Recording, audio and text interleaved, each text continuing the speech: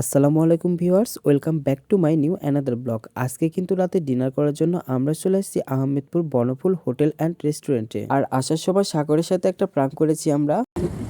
এদিকে আমাদের সাগর বাবু তার বউকে সান্ত্বনা দেওয়ার জন্য একটু দূরে যায় কথা বলতেছে। ও বলছে খাওয়া পরে সংসার আগে। এই সাগর শরত মারা শরত মারা শরত মারা এদিকে আসো, এদিকে আসো। সাগর সাগর সাগর তোর গার্লফ্রেন্ডের সাথে কথা করতে কিনা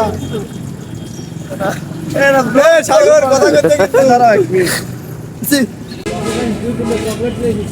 ইয়ে দাও। এরম এরম দিত কোথায় আসছো তোমরা?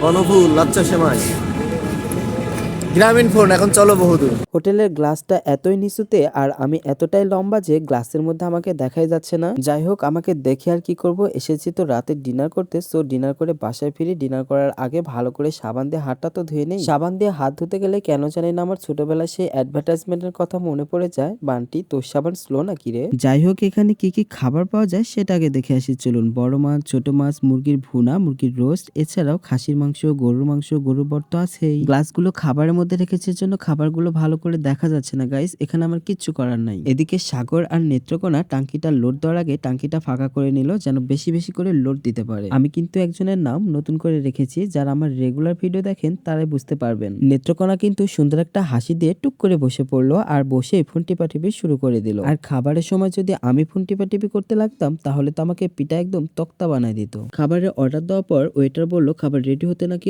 অনেকটা সময় লাগবে, তাই এতক্ষণ বসে বসে আমরা আর কি করবো, মশামাছি মারি আর কি। ও হ্যাঁ, আপনাদেরকে তো এখনো বলাই হয় নাই সাগরের সাথে আমরা কি প্রাঙ্ক করেছি। আসলে সাগরের সাথে না, সাগরের জিএফের সাথে আমরা আজকে প্রাঙ্ক করেছি। আসার সময় সাগর ড্রাইভ করতেছিল, সেই মুহূর্তে তার জিএফ ফোন দিয়েছে, তো সে সময় তো আর ফোন রিসিভ করতে পারবে না, তো আমি ফোন রিসিভ করে ওর মতো করে কথা বলেছি। আর সাগরের জিএফ সেটা বুঝতেও পারে নাই। আর এটা নিয়ে সাগর আর সাগরের জিএফ এর মধ্যে তুমুল গন্ডগোল লেগে গেছে guys. So we are success, hurray. নিজে তো একটা রিলেশন করতে পারি নাই, সেজন্য অন্যের রিলেশন দেখলে গা জ্বালা করে। এদিকে আমি বারবার ঘড়ি দেখতেছিলাম খাবার আসবে কখন, ক্ষুধায় তো একদম পেট চোচো করতেছে। অনেক সাধনার পর আমাদের তন্দুর রুটি চলে আসছে গাইস, বাট শুধু তন্দুর রুটি আসছে, এখনো তরকারি এসে পৌঁছায় নাই। আর এদিকে দেখো নেত্রকোনা ইঁদুরের মতো ছিদ্র করে রুটিটাকে শেষ করার কম্পিটিশনে নেমে গিয়েছে। নেত্রকোনার নামটা কেমন হয়েছে কমেন্টস করে জানাবেন আপনারা। নেত্রকোনার নামটা রাখার পিছনে কিন্তু একটা বিশাল বড় ইতিহাস আছে, সেটা শুধু নেত্রকোনা আর আমি জানি। এটা খুবই সিক্রেট একটা ম্যাটার গাইস, কিছুদিন পর পর হয়তো তার নামটা চেঞ্জ হবে। যাই হোক, তন্দুর রুটির সাথে আমি খাওয়ার জন্য অর্ডার দিয়েছিলাম গরুর মাংসের কালাভুনা, আর তারা দুজন দিয়েছিল গরুর বট। আমাদের অঞ্চলে গরুর ভুঁড়িকে গরুর বটই বলা হয়, আপনাদের অঞ্চলে কে কি বলে ডাকেন সেটা কমেন্টস করে জানাতে পারেন। সাগরের খাওয়ার এক্সপ্রেশন দেখে আমারও তো জিভে জল চলে আসছে, তাই তাড়াতাড়ি করে আমিও একটা বাইট দিলাম। মাংসের তরকারিটা ছিল খুবই গরম গাইস, যার কারণে প্রথম বাইটে আমার জিভেটা একদম পুড়ে গিয়েছে। আমার আগের ব্লগ ভিডিওগুলোতে সাগরকে দেখে তো অনেকগুলো মেয়েরা ক্রাশ খেয়েছে, এবার না জানে আরো কতজন ক্রাশ খায়, কারণ সাগর কিন্তু